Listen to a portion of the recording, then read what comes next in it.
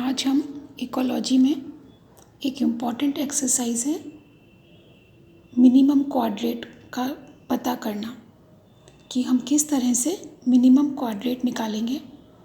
तो इसके लिए समझना है हमें कि ये जो इकोलॉजी की एक्सरसाइज है ये हमें फील्ड में करनी होती है और इसी मिनिमम क्वाड्रेट की हेल्प से फिर हम फ्रीक्वेंसी और डेंसिटी की जो हमारी एक्सरसाइजेज हैं उन्हें हम कर सकते हैं। अगर मिनिमम क्वाड्रेट हमने नहीं निकाला तो हम फ्रीक्वेंसी और डेंसिटी भी नहीं कर सकते हैं। तो मिनिमम क्वाड्रेट इसका नाम ही बता रहा है कि जो न्यूनतम आमाप है उसका क्वाड्रेट हमें पता करना है उस पर्टिकुलर जगह पर जहाँ पर हम फ्रीक्वेंसी या डेंसिटी करते हैं। तो और क्वाड्रेट क्या, क्वाड्रेट एक स्क्वायर पोर्शन होता है जहाँ पर कितनी स्पीशीज़ ग्रो कर रही हैं ये हम पता करते हैं कि उस जगह पर कितने तरह की स्पीशीज़ हैं जिनकी हम फिर बाद में फ्रीक्वेंसी या डेंसिटी निकाल सकते हैं। तो इसके लिए हमें बहुत सारा सामग्री की ज़रूरत नहीं होती। फील्ड में हमें जाना होता है, हमें स्केल चाहिए होता है, धागा, रस्सी, कील, कागज़, पेंसिल। तो ये हम अभी अपने इस कागज़ को फील्ड मान लेते हैं और फील्ड में जाने के बाद हमें ऐसा जगह देखते हैं जहाँ पे ठीक ठाक वेजिटेशन है, क्योंकि अगर बेयर भूमि होगी जहाँ कुछ भी नहीं उग रहा है, कोई वनस्पति ही नहीं है, तो वहाँ पर मिनिमम क्वाड्रेट बनाने का कोई फ़ायदा नहीं है, क्योंकि हमें जो प्लांट्स हैं और उनकी स्पीशीज़ हैं वो कितनी डेंस हैं, किस तरह से फैली हुई हैं, उनको पता करना है। तो हम मिनिमम क्वाड्रेट के लिए क्या करते हैं कि हम एक फील्ड में पहले जाते हैं। फील्ड में जाने के बाद हम कोई एरिया ले लेते हैं और उस एरिया में 10 × 10 स्क्वायर मीटर, फिर 20 × 20 स्क्वायर मीटर, जैसे ये 10 10 आ गया, फिर 20 20 आ गया, इस तरह से स्क्वायर्स बनाते जाते हैं। ठीक है, तो यहाँ पर हमने जो पूरा ग्राफ ये हमने समझाने के लिए, तो जो ग्राफ बनेगा वो हमें पता है एक्स और वाई दो उसकी लेंथ होती है। तो जो एक्स साइड है वहाँ पर तो हम क्वाड्रेट की साइज़ लिखेंगे और जो इसकी वाई साइड है वहाँ पर कितनी स्पीशीज़ हमने नोट करी उसका नंबर लिखेंगे। तो हमने जो 100 का यहाँ पे हमने बनाया, तो ये हमने जो स्क्वायर बनाया इसमें हम गिनेंगे कितने तरह के प्लांट हैं।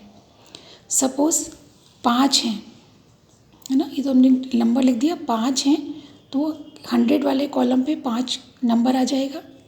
फिर इस तरह से 20 20 जो 200 का है उसमें हमने जब मतलब वो इतना फिर एनलार्ज हो गया।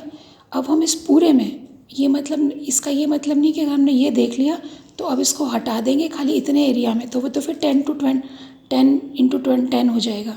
तो पहले तो हमने 10 × 10 में देखा 5 थी, अब हमने 20 का बनाया तो टोटल कितनी आई, 15 स्पीशीज़ आई। तो ऐसे हम एनलार्ज करते जाते हैं और स्पीशीज़ को काउंट करते जाते हैं। फिर शायद नेक्स्ट 30 आई, फिर हमने और बड़ा बनाया तो उसमें 35 आई, और इसके बाद हमने जैसे 435 समझ लें, फिर हमने 500 का बनाया तो 35 आई, फिर हमने 600 का बनाया तो भी 35 आई। तो अब जब सेम आने लगती है स्पीशीज़ तो हम उस जैसे एक बार आई फिर 2 3 बार हम और बड़ा करते जाते हैं क्वाड्रेट को, और नंबर ऑफ़ प्लांट्स उसमें टाइप ऑफ प्लांट्स है ना वो हम देखते हैं। फिर हम देखने लगते हैं कि अब यहाँ पर ये कांस्टेंट सा फीचर आ गया है। तो जिस बिंदु पर कांस्टेंट फीचर आया है इसको हम नोट कर लेते हैं, और ये जो सपोज इसको 400 कर लेते हैं क्योंकि ये थोड़ा इधर आ गया 400। तो ये 400 स्क्वायर मीटर का जो हमारा क्वाड्रेट है वो हमारा उस पर्टिकुलर स्पेस के लिए जहाँ पर हमको अब फ्रीक्वेंसी और डेंसिटी करने के लिए होगा। मतलब उस जगह पर जब भी हम जाएंगे तो हम ये वाला जो क्वाड्रेट है मिनिमम बनाएंगे, क्योंकि फ्रीक्वेंसी और डेंसिटी के लिए हमें 4 या 5 क्वाड्रेट्स बनाने पड़ते हैं।